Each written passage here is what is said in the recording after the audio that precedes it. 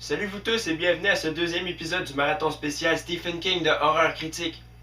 Alors au dernier épisode, on a vu ensemble ma critique sur le film Les Langoliers, inspiré d'une nouvelle de Stephen King sortie sur le recueil de textes Minuit 2.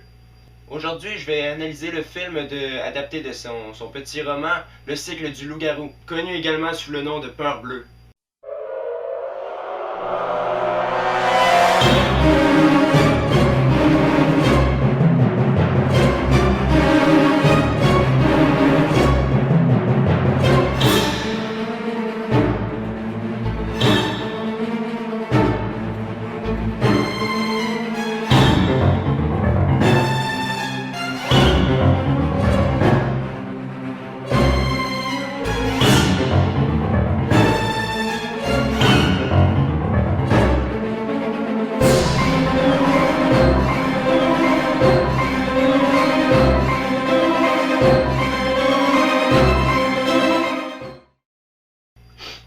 Depuis quelque temps, des meurtres sanglants arrivent dans les environs de Tarker's Mills, et ces assassinats se produisent à chaque pleine lune. Marty, un petit garçon en fauteuil roulant, soupçonne un loup-garou d'en être la cause. Et ses soupçons deviennent une certitude lorsqu'il aperçoit le monstre, une soirée de pleine lune. Le jeune garçon s'en tire de justesse, seulement le loup-garou ne s'en arrêtera pas là. Le scénario de Silver Bullet, ou Peur bleue en français, est plutôt bon. Il reprend bien les termes abordés par King dans sa nouvelle. On peut noter cependant quelques divergences entre le récit et le film. Mais ça n'empêche pas l'histoire de Silver Bullet d'être très bonne pour autant. Par contre, il y a des éléments du scénario qui ne sont jamais apparus à l'écran. Prenons le loup-garou par exemple. Dans le script original ainsi que dans le roman de King, le loup-garou était apte à parler. Cet événement n'arrive jamais dans Silver Bullet.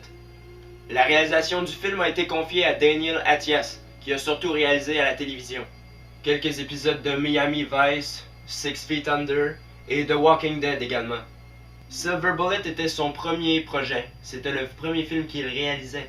C'est assez bon pour une première, mais il y a encore un peu de chemin à faire.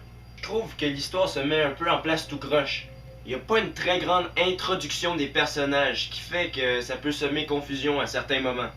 Cependant, un truc génial que j'ai remarqué, il n'y a aucune longueur. Yeah! Il y a une absence totale de longueur, ce qui fait que le film est captivant du début à la fin. Le jeu des acteurs. C'est Gary Busey qui tient le rôle principal. Il joue l'oncle Red, qui ne semble pas trop croire à ce que dit son neveu Marty. Ce dernier est joué par Corey Haim. Il joue très bien. Et le film est comblé par la performance d'Everett McGill, qui joue le rôle du louche révérend Lowy. Et puis les effets spéciaux de Silver Bullet sont vraiment très bien faits. Ils ont été conçus par Carlo Rambendi, qui avait travaillé sur ceux de E.T. et de Alien.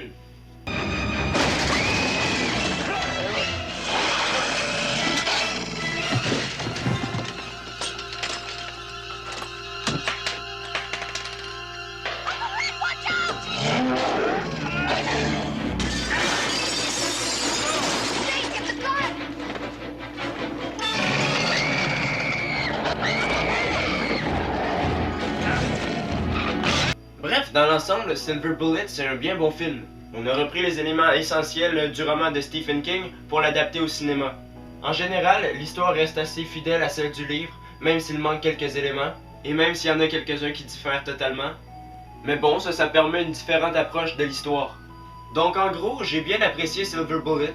C'est pas le meilleur film adapté d'un roman de Stephen King, mais c'est un des très bons. C'est pourquoi je lui donne une note de 7 sur 10. Ne manquez pas le troisième épisode du marathon spécial qui portera sur un livre un peu plus connu de King. Il s'agit d'une adaptation cinématographique de l'un de ses grands classiques. Vous en aurez la surprise à la sortie de la prochaine vidéo. Salut!